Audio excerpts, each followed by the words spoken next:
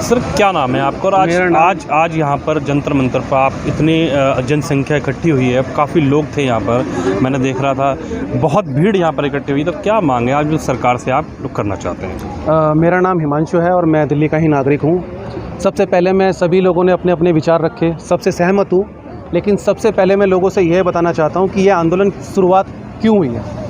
आंदोलन की शुरुआत इसलिए की गई है कि आज़ादी के 75 साल बाद भी अभी तक भारत में 222 अंग्रेजी कानून चल रहे हैं, जिसे लेकर अश्विनी उपाध्याय ने यह धरना प्रदर्शन शुरू करा है। उनकी मांगे ये हैं कि जितने भी अंग्रेजी काले कानून हैं उनको बदलकर स्वदेशी कानून बनाए जाएं। जिन कानूनों का दुरुपयोग करके शहीद भगत सिंह को फांसी मिली, मंगल पांडे को डंडों से पीट पीट के मार दिया, वो अंग्रेजी घटिया कानून आज भी इस भारत में चल रहे हैं। प्रधानमंत्री जी नई पार्लियामेंट बना रहे हैं, लेकिन आज तक जो अपने स्वदेशी कानून है, हमारे सांसद इतने निकम्मे हो गए, एक साल में 1 करोड़ रुपए खर्च होता है उनके ऊपर। 788 सांसद हैं, 788 करोड़ टैक्स का पैसा जाता है भारत की जनता की जेब से। वो इतने अक्षम हैं कि वो कानून नहीं बना सकते, स्वदेशी कानून नहीं बना सकते।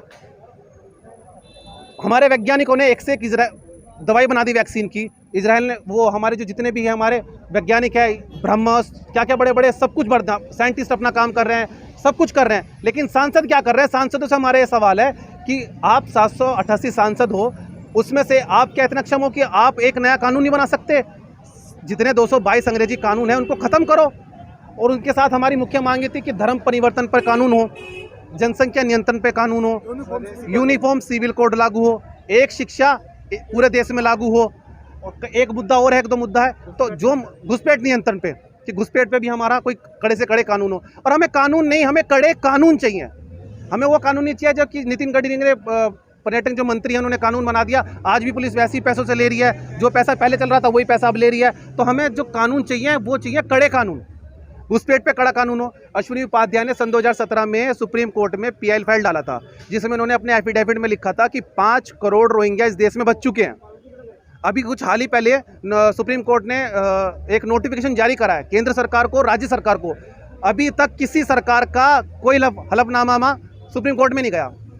क्यों नहीं गया? क्यों जवाब नहीं देते? कि सुप्रीम कोर्ट खुद कह रही है कि रोहिंग्या को यहाँ से निकालो, क्या प्लान ऑफ एक्शन है? सरकार एक्शन ही नहीं ले रही। तो क्या लगता है वोट बैंक की वजह से? नहीं, ऐसा नहीं हम कह सकते वोट बैंक के लिए, कुछ हो सकता है वो तैयारियां कर रहे हैं, क्या है, लेकिन अब यह मुद्दे बहुत आवश्यक हो चुके हैं इस देश के लिए। धर्म परिवर्तन बहुत तगड़ा जो मुद्दा है, उस पर सरकार कड़े से कड़े कानून बनाए। तो कहने का मतलब यही है कि जितने भी सांसद हैं वो लोकसभा में बैठे हैं, राज्यसभा में बैठे हैं, सबसे पहले तो ये अंग्रेजी काले कानून ख़त्म करो, जिनसे हमारे जितने भी आज़ाद में लड़ने वाले भाई थे उनको शहीद करा गया, मारा गया, डंडों से पीट पीट के मार दिया, लेकिन किसी एक अंग्रेज को सजा नहीं हुई उन काले कानून से। सजा अभी भी हमें होती थी। तो मैं ये कहना चाहता हूँ, सबसे पहले जितने भी अंग्रेजी कानून हैं उनको ख़त्म करो, नए कानून बनाओ, स्वदेशी कानून बनाओ, भारत के लिए बनाओ, भारत के विचार लोगों के बनाओ, भारत चाहता क्या है। तो मेरा सबसे पहले यही है कि काले कानून ख़त्म हो, फिर जनसंख्या नियंत्रण, यूनिफॉर्म सिविल कोड, जितने भी हैं ये सारे मुद्दे हम सरकार से अपेक्षा करते हैं कि वो उनको कवर करेगी। ये सुन रहे होंगे आपके टीवी चैनल के माध्यम से। हाथ जोड़ के माननीय प्रधानमंत्री से निवेदन है कि हमने आपको पूरा समर्थन किया है, और अब ये आवश्यक हो चुके हैं जितने मुद्दे हैं। यूनिफॉर्म सिविल कोड बीजेपी का ही मुद्दा है, उनके मैनिफेस्टो में लिखा है, पता नहीं क्या देरी हो रही है, क्यों नहीं वो लागू कर रहे, किस चीज़ का वो इंतजार कर रहे हैं। तो मेरा निवेदन माननीय प्रधानमंत्री से यही है कि वो जल्द से जल्द हमारी बात की सुने और इन कामों पे काम करना शुरू करें। और सबसे पहले तो मैं यही कहूँगा कि अंग्रेजी काले कानून ख़त्म करो, उसके बाद जो आप ऐड करना चाहूँगा थोड़ा सा जो ये कहना चाह रहे हैं 222 कानून जो हैं वो 222 कानून अंग्रेजी नहीं है। सबसे बड़ी बात क्या है कि उसमें से 20 या 30 कानून ऐसे हैं जो अंग्रेज़ों के ज़माने में बने थे। उसके बाद जो 222 टोटल हैं वो सारे हिंदू विरोधी कानून हमारे ही देश के नेताओं ने बनाए हैं, हमारी पूर्व सरकारों ने बनाए हैं, और उन्हीं विधायक और अपने क्या बोलते हैं उनको, सांसदों ने बनाए हैं जो हमारे स्वदेशी हैं। वो सारे हिंदू विरोधी कानून जो हैं उनको हमें आजाद नहीं है। मंदिर आज भी हमारा आज़ाद नहीं है। बोर्ड है, आपको वक्फ बोर्ड मिल जाता है, आपको मुस्लिम पर्सनल लॉ बोर्ड मिल जाता है, आपके क्रिश्चियनों के पास अपनी मिशनरीज हैं, लेकिन हमारे पास कोई भी ऐसा संगठन नहीं है जो हिंदू अपने बच्चों को अपने धर्म की शिक्षा दे सके। ऐसी कोई हमारे पास वो नहीं है। तो हमें जो हिंदू विरोधी कानून है, हमारे मंदिर आज़ाद हों, हमारा जो हम अपना दान देते हैं मंदिर में, वो पैसा हमारे धर्म के काम पे लगे। हमारे यहाँ पे मंदिरों का ट्रस्ट बनते हैं, ट्रस्ट में भी जो है आप खत्म होना चाहिए। मुसलमान क्रिश्चियन वो उनके हेड बन जाते हैं, लेकिन किसी मदरसे का आपने देखा है कोई हेड हिंदू बन जाए? नहीं है। उनके लिए कानून अलग है, हमारे लिए तो पर एक देश में एक कानून होना चाहिए। तो ये जो 222 कानून है हिंदुओं के खिलाफ हैं, हम उसके विरोध में आए हैं। विरोध में हमने काले 20 कानून या चलाए 30 ऐसे हैं जो अंग्रेजों ने बनाए थे। लेकिन सबसे हमारी विडंबना देखिए कि हमारे देश में, हिंदू बहुल देश में, हिंदुओं के खिलाफ कानून 222 बन गए हैं। वो भी कहने को हम आज़ाद हो चुके हैं, आज़ादी के बाद ये कानून बने हैं। तो ये आज़ादी अभी तक हमें मिली नहीं है, आज़ादी अब शुरू होगी जब ये कानून वापस लिए जाएंगे। आप कहाँ से आई? सर मैं छत्तीसगढ़ से आई हूँ। मैं स्टेट प्रेसिडेंट हूँ रिपब्लिकन पार्टी की, और एक जनता दरबार चलाती हूँ मैं, जिसकी राष्ट्रीय अध्यक्ष हूँ। और मैं इस प्रोटेस्ट में आई हूँ कि इसमें 3 मांगे हैं हम लोगों की। एक जन नियंत्रण कानून है जो जनसंख्या, उस पर बात की जाए। और दूसरा, हमें हिंदू राष्ट्र चाहिए।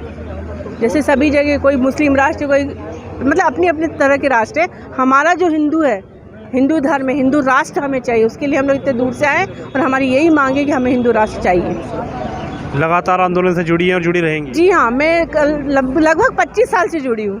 25 साल से मैं हर आंदोलन में आती हूँ और मुझे हिंदू राष्ट्र चाहिए।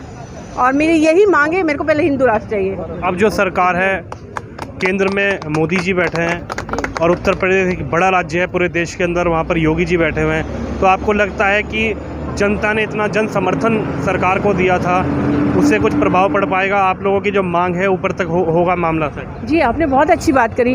हमारे पास मोदी, शाह जी और योगी जी है, तो हिंदू राष्ट्र बनाने के लिए कोई भी नहीं रोक सकता। और हमको हिंदू राष्ट्र चाहिए, हमें इन तीनों से हिंदू राष्ट्र चाहिए। और ये हमारे आइडियल है और हमारे लिए हीरो है।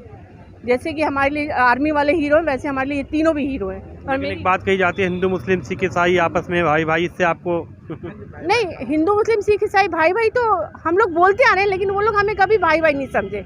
वो लोग हमेशा हमारे पीठ पीछे चूड़ा भोंके हैं। हम अपने यहाँ के हिंदू मुस्लिम की बात नहीं कर रहे हैं, जो हमारे भारत में रहते हैं। जो बाहर से लोग आ रहे हैं, बाहर जो मुस्लिम आ रहे हैं, वो हमारे यहाँ के मुस्लिम को भड़का कर उन्हें अपनी तरफ खींचते हैं।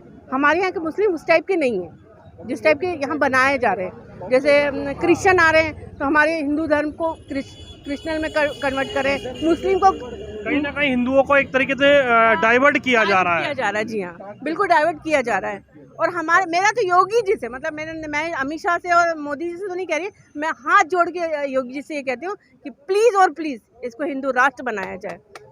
और वो करेंगे, ये मेरा आत्मविश्वास है कि वो करेंगे। बस मोदी के बाद किसको देखती हैं? मैं योगी को देखती हूँ, और मेरे लिए वो आइडियल है योगी जी का। मोदी के बाद योगी ही प्रधानमंत्री बनेंगे और हम पूरी ताकत झोंक देंगे। और मैं सारे हिंदू भाइयों से ये कहना चाहती हूँ कि कम से कम सब लोग योगी जी को वोट करें और अगला प्रधानमंत्री हम योगी जी को चुनें।